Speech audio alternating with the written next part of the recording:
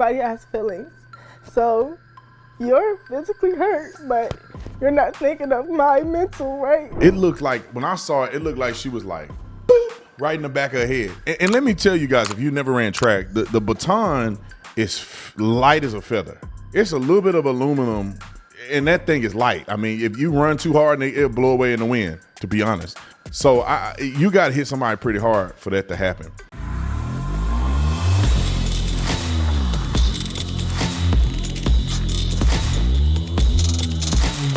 Ladies and gentlemen, if you are in the Scottsdale area, or if you want to travel to Scottsdale, Arizona, I want to see you here at the event that we're going to have on April the 1st. Me and Pastor Alan Jackson. It's going to be an absolute treat. We're going to be at a private residence. We're going to have hors d'oeuvres served. You can also just attend the event, which is going to be a speech, a Q&A. We'll have some time to mingle, or you can access the VIP dinner, which is before the event. We'll have an exclusive, small, intimate dinner. It's going to be catered by the chef from the Inn. My friend Tommy owns that restaurant. It's absolutely probably one of the best restaurants in the state of Arizona by far. So you'll have an incredible time spending time with your boy B. Tatum and Pastor Alan Jackson. It's going to be an amazing event in Arizona during that time. The weather is absolutely beautiful. I want to see you there. So get tickets today. Link will be in the description section. I want to go to this high school runner that we saw last week. We talked about it. The young lady got popped in the head with a baton during I think the 4x200 meter relay. And now the young lady who was accused is speaking out and giving her side of it. Let me just say this. We're going to play the film again so that you can see what we saw and what the administration saw, the reason why they disqualified the team of the accused. I ran track before. I was on a 4x100 meter relay, 4x200 meter, 4x400 meter relay. Now, I wasn't prolific. My brother was prolific. So some of y'all that know anything about track, my brother ran a 45 split as a sophomore in high school. He ran a 46 open in regionals and ran a 47-1. And that's because he got tired at the end when he tied for third at a state championship as a sophomore in high school.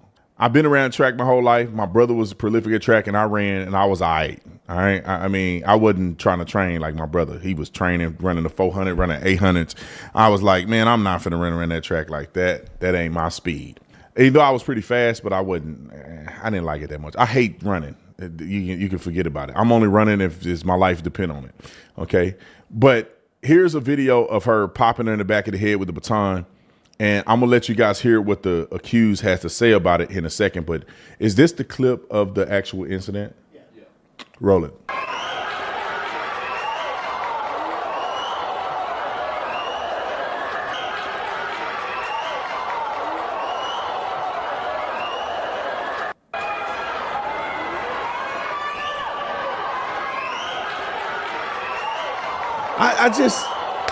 I think she popped her.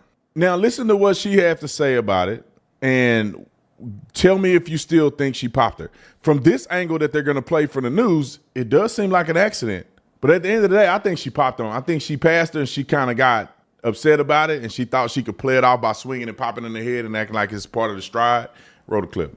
Tonight, a Portsmouth family says they're telling their side of the story in reference to a shocking incident at a Virginia High School League indoor track meet that left one athlete allegedly injured after she claimed she was struck by a baton held by IC Norcom High School senior Alaila Everett.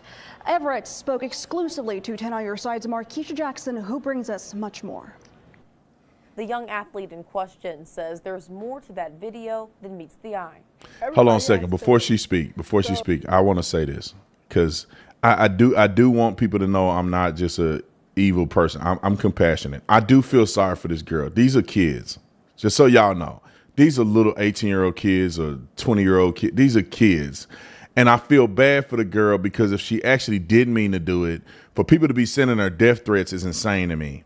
For her to be so emotional and distraught that she has to cry, it bothers me a little bit, because even if she intended to do it, you know, these kids get emotional. You know, the internet has just really made this stuff out of control. She get emotional. She getting past. The girl clips her baton. She pop in the back of the head because she mad, or she accidentally hit in the back of the head. Nobody should get death threats.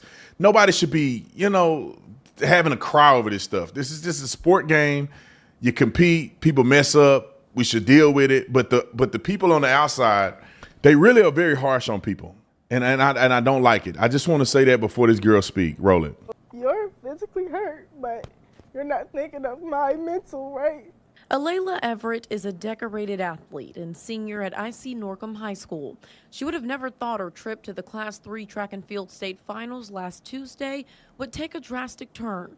They're going off of one angle. Alaila visibly emotional because of this video from the meet. This was a 4x200 meter relay race, and she and a Brookville High School athlete were rounding a curve on the track when they nearly collided with each other. Okay, after a couple times hitting her, my baton got stuck behind her back like this, and it rolled up her back.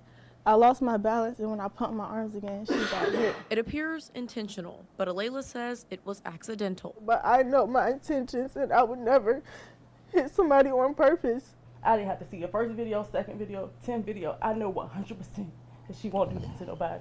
Her parents outraged at the backlash. The Norcom relay team was disqualified, a ruling that a local USA track and field official finds questionable. He says a play-by-play look shows that the Brookville athlete was running closely to Alaila. If a person comes up on the outside, they got to be a full stride ahead of me before they can cut in front of me. The other family spoke with the news station in Roanoke asking for an apology from Alaila, something she wants to give, but she says the other athlete hasn't been receptive, blocking her on social media, and instead the Everett family was served with court papers. And now we have to go to a city 3 hours away that everybody hates our guts already. They're assuming my character, calling me ghetto, racist slurs, death threats, all of this just because of a 9-second video. VHSL says they are still reviewing the situation, and Portsmouth Public Schools says they will support whatever ruling comes from the league. Markeisha Jackson, 10 on your side. I still think the video that we just played before this news clip wasn't the one I saw the other day. The one I saw the other day just looks super egregious. Do we have that other clip from the other day? Maybe we don't. It looked like, when I saw it, it looked like she was like, right in the back of her head. And let me tell you guys, if you never ran track, the baton is light as a feather. It's a little bit of aluminum, and that thing is light. I mean, if you run too hard, it'll blow away in the wind, to be honest. So you got to hit somebody pretty hard for that to happen. But I will say this. If the young girl intentionally did it, it's okay to apologize and say, yeah, I was mad, man. I hit her in the back of the head. I shouldn't have done it. It's embarrassing. I was upset. You know, she passed me, she clipped me a little bit, and I kind of took it out on her, hit her in the head. If the young girl didn't, I think that there should have been a PR apology before any of this gotten this big, because nobody had heard from her until it went out of control. And it's very sad that these young people have to go through that, man, because I just see the girl crying. She seemed genuinely hurt over this. You know what I mean? And people are vicious online. They vicious with me, some people say. People be like, I'm going to never follow you again, Brandon, because I disagree with you on one topic in 7 years. What do they tell me when I do my squats and stuff? Oh, you ain't low enough. None of your reps count. I'm like, bro, that's 4 or 5. I'm going nearly parallel, and you're hating on my squats. I've been working out my whole life. I've done powerlifting. I've college football workouts. I know how to lift weights, okay, as you can tell. But, you know, people be mean to you, but I'm like beyond that. I'm successful. I'm happy. I work at the gym. I don't really care as much, but I know how mean people can be. And this is one of those examples.